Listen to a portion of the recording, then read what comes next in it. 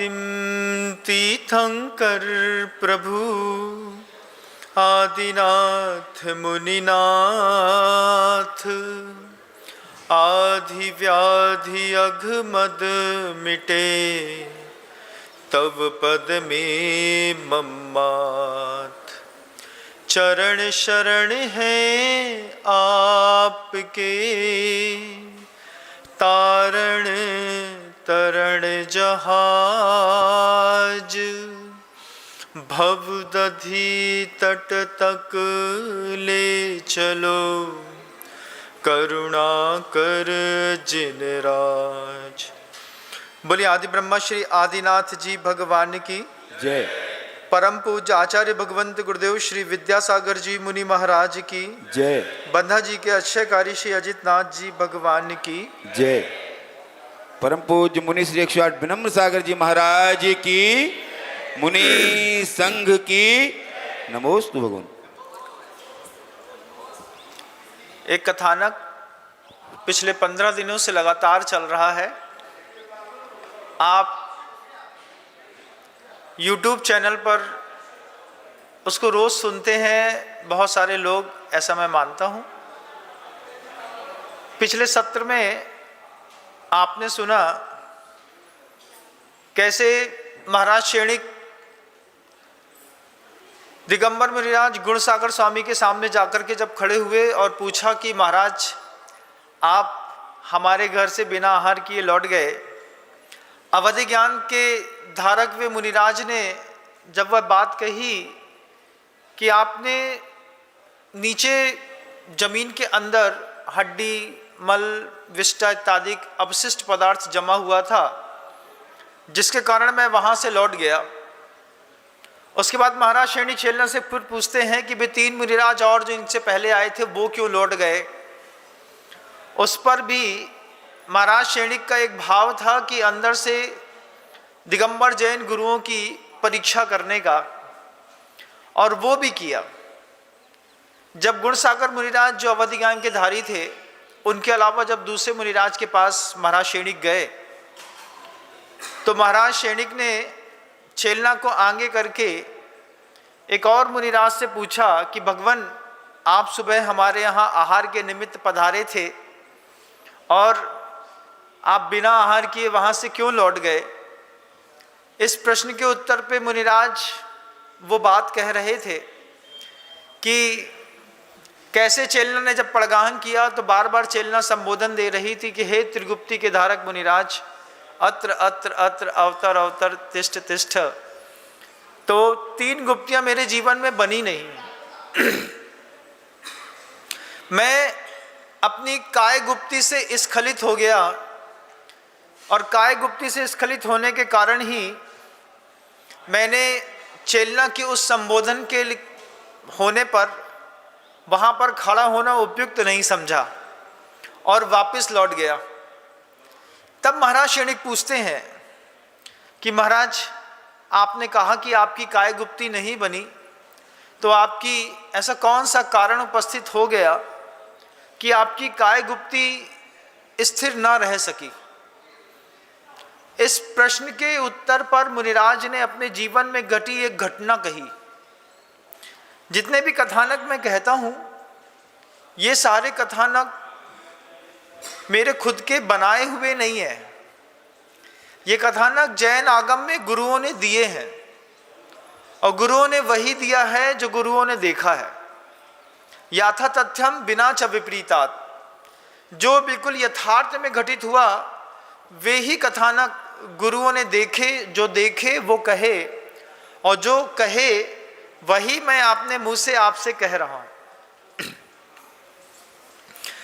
महाराज शेणिक के सामने भी मुनिराज कहते हैं कि महाराज अपने गुरु से दीक्षित होने के बाद अत्यतम कठोरतम साधना के चरम पर जब मैं पहुंच गया, तब मैंने अपने गुरु से एकांत में जाकर के साधना करने की आज्ञा मांगी। मेरे गुरु ने मुझे आज्ञा भी दे दी। आज्ञा देने के बाद जब मैं किसी शमशान में जाकर के रात्रि योग स्थापित करके मैं वहाँ पर ध्यान मग्न था, उसी समय जीवन में एक घटना घट गई। महाराज श्रेणी दिगंबर साधु से पूछते हैं कि मुनिराज, आप शमशान में गए थे? तब मुनिराज कहते हैं कि हाँ, मैं शमशान में रात्रि योग स्थापित करने के निमित्त से, अपने आत्मा के बल को परखने के निमित्त से वहाँ पर जाकर के ध्यान योग के माध्यम से वहाँ पर रुकने का मैंने प्रयास किया था, लेकिन रात में घटना घट गई। साधना बंधुओं, स्वयं का स्वयं के लिए समर्पण है। ये जो पूजा करते हैं, अभिषेक करते हैं, शांति धारा करते हैं, दान देते हैं, तीर्थ क्षेत्रों का निर्माण करते हैं, गायों की सेवा करते हैं, जीवों की रक्षा करते हैं, कभी ये मत सोचिएगा कि इससे दूसरा कोई खुश होता होगा। गुरु खुश होते हैं इसलिए मैं दान दे देता हूँ। इसकी विचारधारा को थोड़ा सा और गहराई तक लेकर के आइएगा। दुनिया में सारा धर्म ध्यान स्वयं की संतुष्टि के लिए होता है। स्वयं को खुशी मिलनी चाहिए। मैंने अच्छा किया, मुझे करना चाहिए था, मैंने ये भी अच्छा किया, मुझे करना चाहिए था। साधना भी स्वयं का स्वयं के प्रति समर्पण है। साधना इसलिए नहीं है कि साधना करने के बाद किसी और को खुशी मिलेगी, कहीं कोई मेडल मिलेगा। कोई मेडल वेडल साधुओं को चाहिए नहीं रहते हैं। वे मुनिराज भी ये सोच करके कि अपनी साधना, अपने देह की शक्ति को भी परख लूंगा, अपनी ज्ञान की शक्ति को भी परख लूंगा। अपनी शरीर की शक्ति और ज्ञान की शक्ति, दोनों शक्तियों को परखने के लिए मुनिराज जंगल पे, शमशान में जाकर के स्थित हुए। रात में मुनिराज ने देखा कि 3-4 जगह चिताएं जल रही हैं। लोग शव को जला करके छोड़ के चले गए हैं और मुनिराज शाम के समय वहाँ पर आकर के, दिन अस्त होने को था, उसी वक्त आकर के बीच में रुक गए। समय की इत्यादि करने के बाद शुद्ध प्रासुक भूमि पर उन्होंने अपनी देह को लेटा दिया। देह जब सामान्य से लेट गए मुनिराज, और उस पर भी महाराज सोए नहीं थे। शवासन में शिव को याद करने के लिए मुनिराज ने ऐसा उपक्रम किया।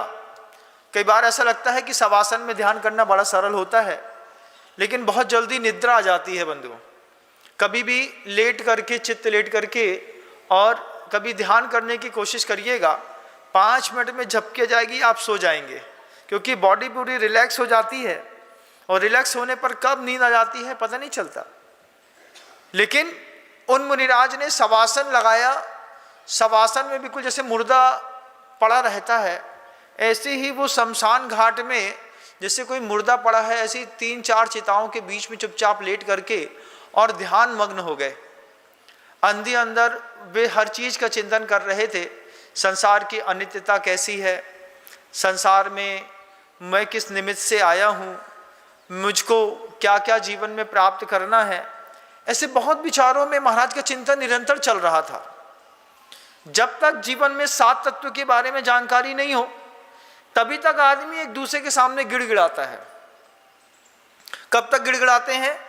जब तक यथार्थ में जीव की परिभाषा पता ना हो, जब तक यथार्थ में अजीव की परिभाषा पता ना हो, आश्रव की, बंध की, संवर की, निर्जरा की और मोक्ष की यथार्थ परिभाषा जब तक पता नहीं है, तभी तक हमारा गिड़गिड़ाना कहीं होता है।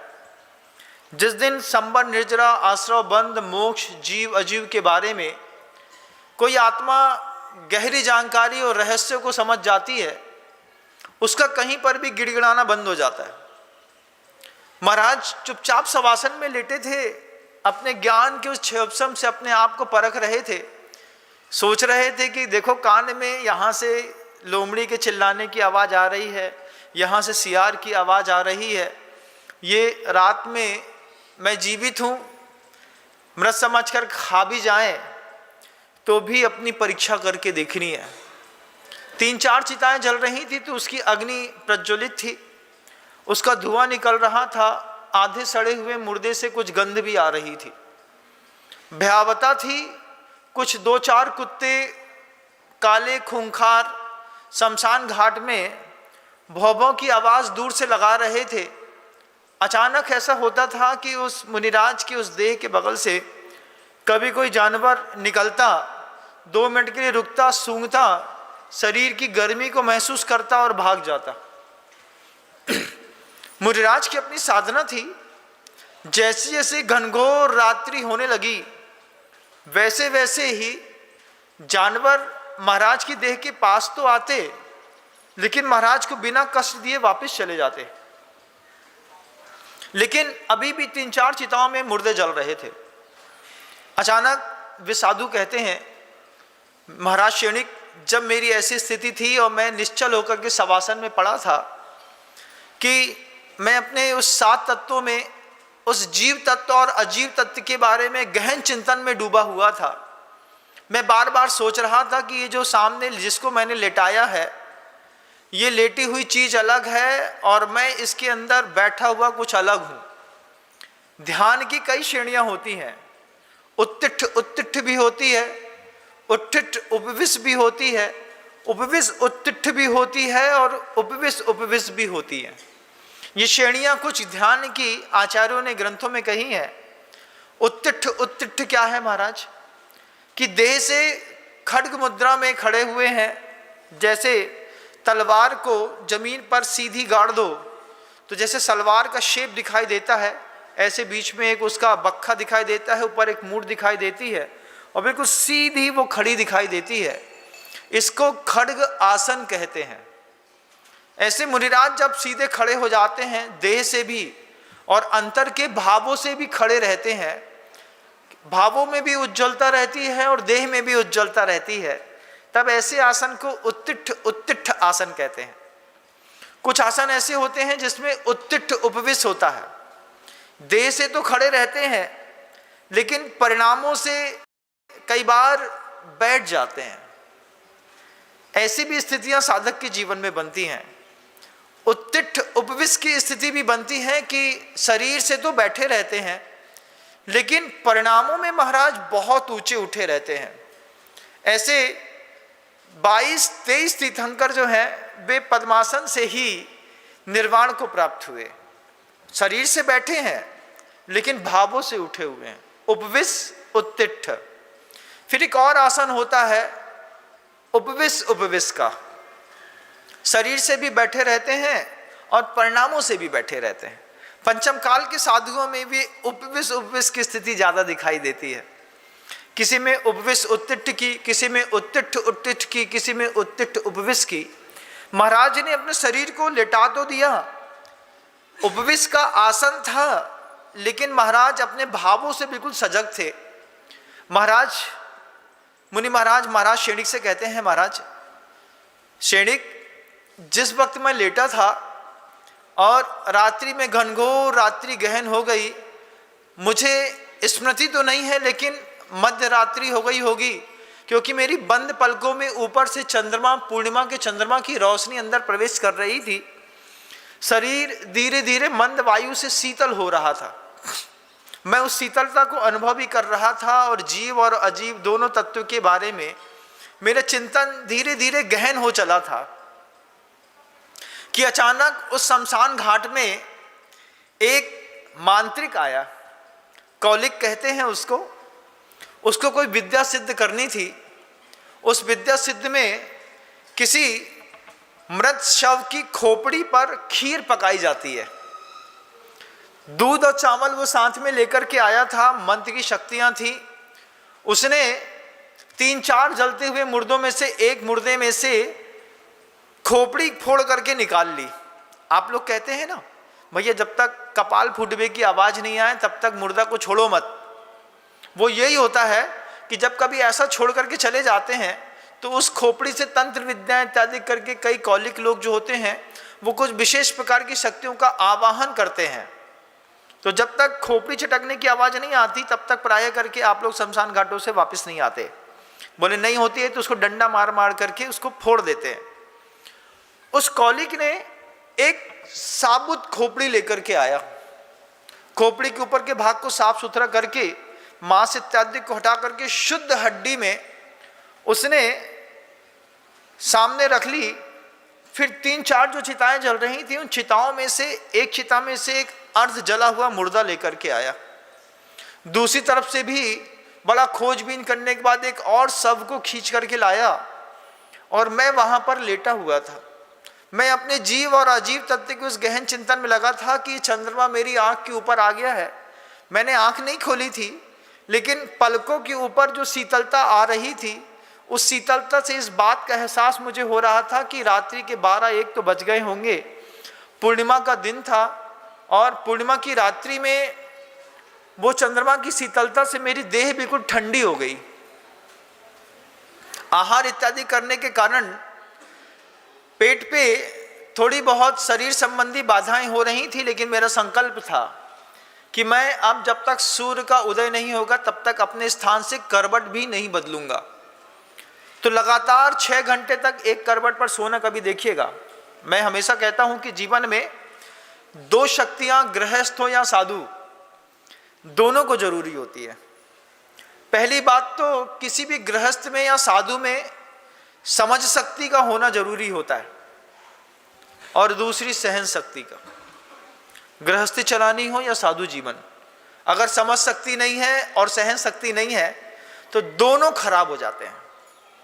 उस हाथी को देखिए जो खरगोश की रक्षा करने के लिए 3 दिन तक पैर ऊपर करके खड़ा रहा। उसकी समझ शक्ति का और सहन शक्ति का परिणाम था कि हाथी की संलेखना हो गई, खरगोश बच गया और हाथी को देव पर्याय मिल गई। वो समझ शक्ति देखिए कि मैना सुंदरी ने गृहस्थ होकर के सिपाल कोड़ी को कोड़ से मुक्त करके 700 सुबट लोगों को, योद्धाओं को बिल्कुल स्वर्णमय, दीप्तमय, कांतिमय कर दिया। ये समझ शक्ति और सहन शक्ति का परिणाम है बंधु। सबके जीवन में गृहस्थ हो या साधु, सबको 2 चीजें, समझ शक्ति और सहन शक्ति, दोनों चाहिए पड़ती हैं। महाराज की समझ शक्ति अपने सीमाओं से परे थी और सहन शक्ति में अगर वो प्रवीण ना होते तो शमशान घाट में जाकर के कभी लेटते नहीं। कोई सामान्य साधु कभी भी शमशान में जाकर के नहीं बैठता बंधु, कभी भी। आज्ञा है, अभी भी गुरुदेव आज्ञा दे तो अभी भी हम लोग भी जाकर के बैठ सकते हैं, लेकिन उसके पहले गुरुदेव सारी क्षमताओं को परख लेते हैं, उसके बाद आज्ञा देते हैं कि चलो जाओ शमशान में रात गुजार लेना। और मेरे देखते देखते तो अभी तक गुरुदेव ने किसी को आज्ञा नहीं दी, और पूर्व में गुरुदेव ने स्वयं इस पर प्रयोग किए हैं। अजमेर की नसिया में वो उदाहरण मैं पहले कह चुका हूँ, दोबारा कहूँगा तो शब्दों को थोड़ा सा ज़्यादा समय लग जाएगा, लेकिन गुरुदेव के उस उदाहरण को आप YouTube चैनल में देख सकते हैं। जब मैंने गुरुदेव का उदाहरण अजमेर का बताया कि अजमेर में गुरुदेव जाकर के शमशान में बैठते थे और किस प्रकार की वहाँ पर विचित्र प्रकार की क्रियाकलाप हुआ करते थे, यथार्थ की घटना। वे मुनिराज महाराज सैनिक से कहते हैं कि सैनिक, मैं लेटा था, जीव अजीव तत्व का चिंतन कर रहा था।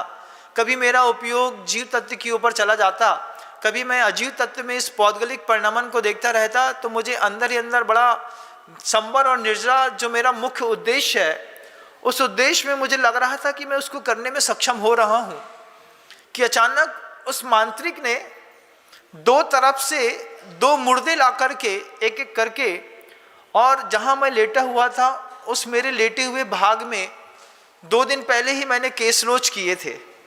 केसलोच करने के कारण पूरा का पूरा सिर बिल्कुल साफ था और चमक रहा था। मांत्रिक मेरे शरीर को देख करके बड़ा खुश हुआ। मांत्रिक को लगा कि ये भी एक मुर्दा पड़ा हुआ है। चूंकि मेरा नहीं हिलने का संकल्प था तो उसने ये देखना उचित नहीं समझा। उसके मन के अंदर वो धारणा बनी कि शमशान घाट में कोई शव को फेंक गया है। पूरी नग्न दिगंबर मुद्रा थी।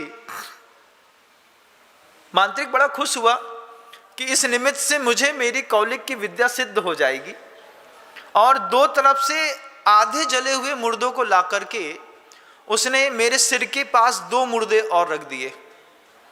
सोचिए, एक मुनिराज सीधे लेटे हैं, इस दिशा से एक मुर्दा ला करके महाराज की खोपड़ी के पास टिका दिया, एक मुर्दा यहाँ से ला करके खोपड़ी के पास टिका दिया। अब 3 खोपड़ियाँ एक जैसी रख गईं। उन 3 खोपड़ियाँ जब एक जैसी हो गईं, उन खोपड़ियों के मेरे दिमाग में सिर पर स्पर्श होने का मुझे एहसास तो हुआ, लेकिन मेरा संकल्प था कि चाहे कुछ हो जाए अपने शरीर को हिलाऊंगा नहीं। इतने कठोरतम संकल्प में महाराज ने अपना सिर भी नहीं हिलाया, ना हाथ हिलाया, ना पैर हिलाया। मांत्रिक को पूरी क्रियाओं में बिल्कुल भी विश्वास नहीं हुआ कि ये जिंदा है कि मुर्दा है। और जब मांत्रिक ने दो मुर्दे और ला करके और मुझे भी मुर्दा समझ करके 3 खोपड़ियों के एक साथ जोड़ दिया तो चूल्हा जैसी आकृति बन गई। और उस मांत्रिक को एक कपाल में खीर पका करके 3 खोपड़ी में के बीच में खोपड़ी के ऊपर दूध और चावल रख के नीचे से अग्नि जला करके उसको उसमें विद्या सिद्ध करनी थी। और उसने मेरे 3 सिरों के बीच में एक और सिर रख दिया। मेरे माथे के ऊपर जब वो सिर टिका तो मुझे उसका भी स्पर्श हुआ, मेरा उपयोग वहाँ पे गया, लेकिन मैंने हटना उचित नहीं समझा। मुझे अपनी क्षमता पे अति विश्वास था। और उस मांत्रिक ने मुनि महाराज के साथ 2 मुर्दों को साथ में जोड़ करके और ऊपर एक खोपड़ी रखी, खोपड़ी में दूध डाला, दूध में चावल डाला और चावल डाल करके किसी विशेष प्रकार की सलाका लेकर के उसको मंत्र फेरने लगा और नीचे से लकड़ी लगा करके और डालियां इकट्ठी करके उसने उस खोपड़ी के नीचे आग लगा दी। जब आग लगा दी, मेरी ज्ञान की और मेरी सहन शक्ति दोनों शक्ति अपने चरम पर पहुंच गई। मैंने संकल्प कर लिया था कि आज इस मांत्रिक के निमित्त से मैं अपने कर्मों की अभूतपूर्व निर्जरा करूंगा। विपत्ति उपसर्ग जब आती हैं तो गृहस्थों को दहलाती हैं और साधकों को अपने जीवन में एक सौभाग्य का अवसर देती हैं। हर विशेष उपसर्गों पर साधुओं के मन के अंदर हमेशा यह भाव हुआ कि इस निमित्त से संवर और निर्जरा मेरी और बढ़ गई। सब पाप प्रणाशनो, ये भी मेरे सर्व पाप का नाश करने वाली है। वे मुनिराज चुपचाप लेटे रहे। नीचे से जब अग्नि लग गई, धीरे धीरे करके जब तक मेरा ये शरीर, चूंकि मेरे पास वज्र वृषभ नाराज सहनन तो था नहीं, सामान्यहीन सहनन का धारी था, जब तक मैं उस अग्नि की गर्मी सह सकता था मैंने सहा। और जब मेरी वो अग्नि की वेदना धीरे धीरे वो आग 3-4 खोपड़ियों को बिल्कुल गर्म कर दी, तो जब मेरी अग्नि की चिंगारियों से मेरी इस पूरे मस्तक में आग लगना शुरू हुई तो आग लगने पर यह मस्तक फट गया।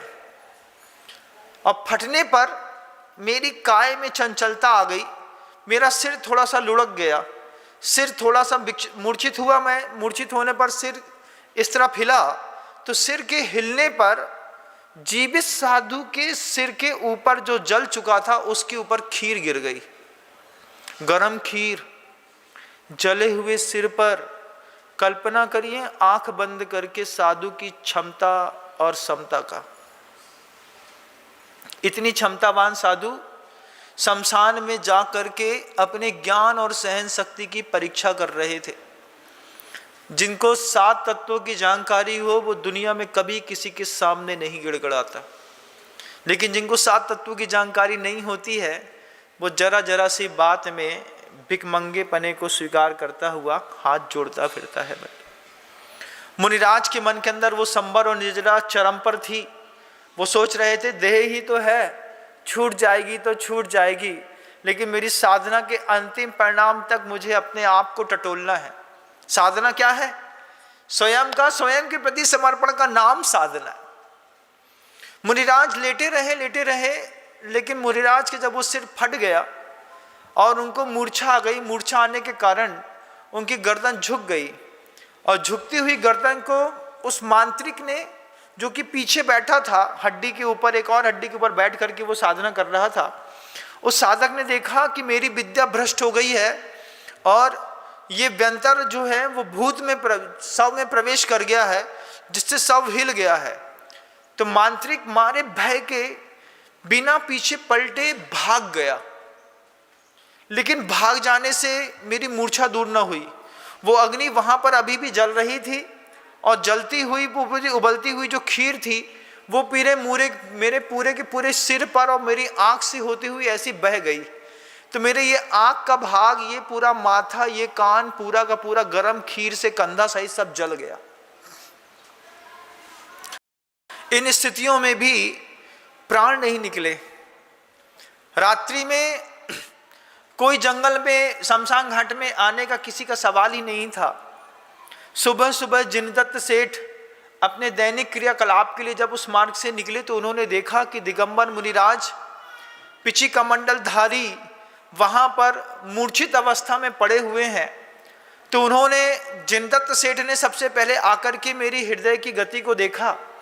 उन्होंने देखा कि इनके प्राण अभी भी जीवित हैं। जिनदत्त सेठ उठा करके मुझे अपने घर पर ले आए। घर पर ला करके उन्होंने लाक्षामूल तेल से और अपनी पत्नी और अपने परिवार के लोगों के साथ मिलकर के मेरी कई मास पर्यंत अत्यंत वैयावृत्ति करके मुझे स्वस्थ किया।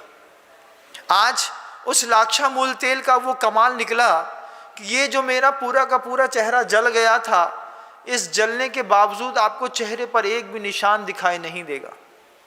इस लाक्षामूल की उत्पत्ति की कहानी भी बड़ी विचित्र है।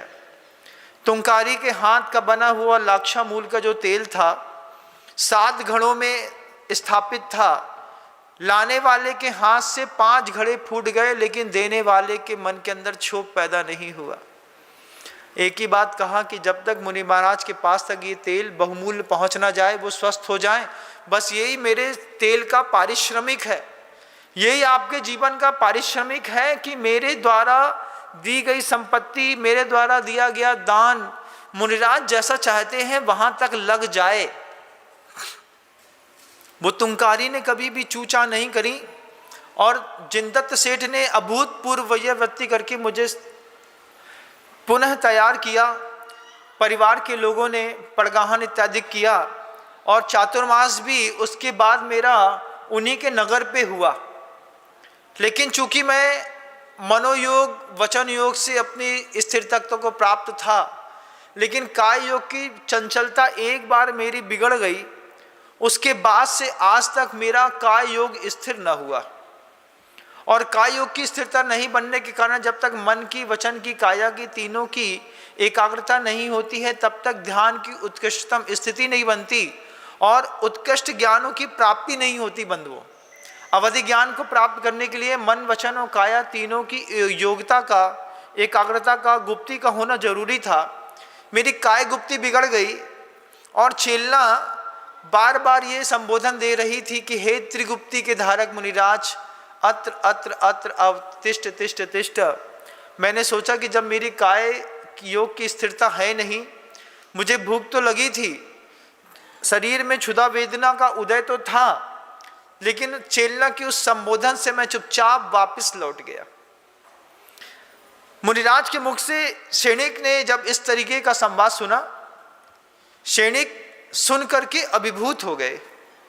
सैनिक अंदर ही अंदर सोच रहे थे कि कोई दिगंबर साधु में इतनी क्षमता भी हो सकती है कि सिर को जला दिया गया हो, जल गया हो, गर्म खीर गिर गई हो, उसके बाद भी उन्होंने अपने आप को हिलाया ना हो। ऐसा हो नहीं सकता, लेकिन सामने साक्षात दिखाई दे रहा था। ऐसी घटना सिर्फ प्रथमा नियोग के कथानक में नहीं बंधुओं, यथार्थ में भी घटी है। मुरैना मध्य प्रदेश का एक शहर है। 1918 की एक घटना है। एक मुनिराज पधारे, ठंडी का समय था और ठंडी के समय में वे मुनिराज जब मुरैना में पधारे तो धर्मशाला में उसी समय 3 दिन पहले ही कमरे का प्लास्टर किया गया था। प्लास्टर करने के बाद जब पानी वानी सींच दिया तो बहुत ठंडक थी। दिन के समय तो अच्छा लग रहा था, लेकिन शाम होते होते उस कमरे से जब बहुत भयंकर शीत निकलने लगी और महाराज ने वहीं पर अपना काय योग स्थापित कर लिया, तो लोगों ने कि महाराज को ठंड ना लगे इसलिए बंद कमरे में सिगड़ी रख दी। सिगड़ी से निकलने वाली वो जो कार्बन डाइऑक्साइड थी, उस कार्बन डाइऑक्साइड ने पूरे के पूरे कमरे की ऑक्सीजन खा ली और बैठे बैठे महाराज जब समाइक में बैठे थे, लोगों को लगा कि अभी महाराज बैठे हैं और सिगड़ी रख देते हैं। सिगड़ी रखने पर महाराज को गर्मी मिलती रहेगी तो थोड़ा सा पास में सिगड़ी रख दी श्रावकों ने। महाराज को ऑक्सीजन खत्म हो गई, कार्बन डाइऑक्साइड पूरी बन गई, जनरेट हो गई और महाराज को मूर्छा आ गई। महाराज पद्मासन में बैठे थे बंधुओं। मुरैना की घटना है 1918 की। अभी अभी वर्तमान की बता रहे हैं, 100 साल भी हुए हैं अभी मात्र। उस बात को सुनिए। मुनिराज जैसे ही बेहोश हुए तो उनका पैर जो पद्मासन में था, तो पैर एक उठ करके सिगड़ी के ऊपर जाकर के गिर गया। सिगड़ी में गिरा, कोयले धधक रहे थे, तो महाराज का पूरा पैर जल गया, अंदर का मांस तक जल गया। अब महाराज जो थे वो मूर्छित अवस्था में आ गए, मूर्छा में थे महाराज। जब शावकों को पता चला, धुआं निकला अंदर से, बाहर से शावक अंदर आए तो देखा कि महाराज का पैर जल गया है और महाराज जीवित थे। हवा खोली, साफ सुथरा किया, पानी डाल करके महाराज की मूर्छा थोड़ी ठीक करी, होश में मुनिराज आए। महाराज से शावकों ने खूब निवेदन किया कि महाराज, तीसरे दिन की बात है, दूसरे दिन तो महाराज का उस उपसर्ग में उपवास हो गया। तीसरे दिन शावकों ने कहा, महाराज आपका स्वास्थ्य तो ठीक है लेकिन पूरा पैर खराब हो गया है, ऐसे में खड़े होकर के आप आहार कैसे करेंगे? तो एक काम कीजिए कि आप आहार कर लीजिए, बैठ के आहार कर लीजिए।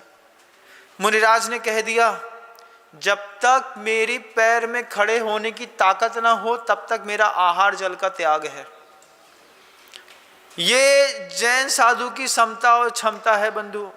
उन मुनिराज ने कह दिया, समता सागर मुनिराज उनका नाम था, उनने कह दिया कि अगर मेरे पैर में खड़े होने की क्षमता नहीं है तो मेरा आहार जल का त्याग है। 7 उपवास मुनिराज के उसी अवस्था पे, उसी परिस्थिति पे हो गए। लोग इलाज करते रहे लेकिन पैर गल गया था, जल गया था, ठीक नहीं हो रहा था। 7वें दिन मुनिराज को लगा कि अब मेरी आयु का अंत निकट है। तो सामने ठंडी के दिनों पर एक बच्चा खेल रहा था, उनको लगा कि मेरा अंत निकट है। तो उस बच्चे से कहते हैं मुनिराज कि सुनो इधर आओ। पास में बुलाया। 7 दिन के उपवासी मुनिराज थे, पैर को, हाथ को रखने उठाने की क्षमता समता तक खत्म हो रही थी। महाराज बच्चे से कहते हैं, मेरा ये जो पैर लंबा खड़ा हुआ है ना, इस पड़े हुए पैर को उठा करके मेरे इस पैर के ऊपर रख दो। तो बच्चे ने बोला, ऐसा कैसे करते महाराज जी, आपको दर्द होगा। बोला, बेटा मैं कह रहा हूं ना, मुझको रख दो। और उस बच्चे से मुनिराज ने अपना लंबा पड़ा हुआ पैर उठा करके अपनी दूसरी जांघ के ऊपर रखवा लिया, पद्मासन लगाया, हाथ ऐसा रखा और आधे घंटे तक नमो ह्रीं नमो सिद्धरणम पढ़ते हुए महाराज ने वहीं पर प्राण छोड़ दिए। बंद। तुम जिन गुरुओं के अनुयायी हो, जिन गुरुओं के शिष्य हो, जिनको अपना गुरु मानते हो, उनकी क्षमता देखना, उनकी ताकत, उनके सौर, उनकी समता देखना। फिर तुम देखना कि तुम अपने गुरुओं को प्रतिसाद में क्या देते हो, गुरुओं की कैसी सेवा करते हो, कैसी वैयावृत्ति करते हो, शाब्दिक कैसी करते हो, मानसिक कैसी करते हो, शारीरिक कैसी करते हो। एक बार उनकी समता क्षमता देख करके सोचना कि कई बार हम जाकर के गुरुओं के सामने कुछ भी कह करके भी जब चले आते हैं, सोचना बंधुओं उनकी समता कैसी गजब की थी। नमो ह्रीं पढ़ते हुए आधे घंटे तक निरंतर पाठ करते करते मुनिराज अपने प्राण छोड़ दिए। और वो मुरैना के इतिहास में 1918 की घटना ऐतिहासिक रूप से दर्ज हो गई।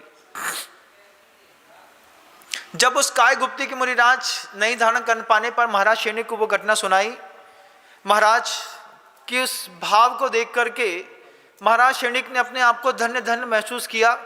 चेलना की ओर देख करके मुनिराज के चरणों में महाराज शैनिक ने अनंतों बार नमोस्तु किया। नमोस्तु करते करते महाराज चेलना और महाराज दोनों एक दूसरे को देखने लगे। आगे के संवाद के लिए हम कल पुनः उपस्थित होंगे। शब्दों को विराम देता हूँ। विद्यासागर जी महाराज की। जा वाणी के ज्ञान से सूझे लोकालोक, सो वाणी मस्तक नमो सदा देथूं दो। हे जिन वाणी भारती तो है जपो दिन रैन, जो तेरी शरणा गहे सो पावे सुख।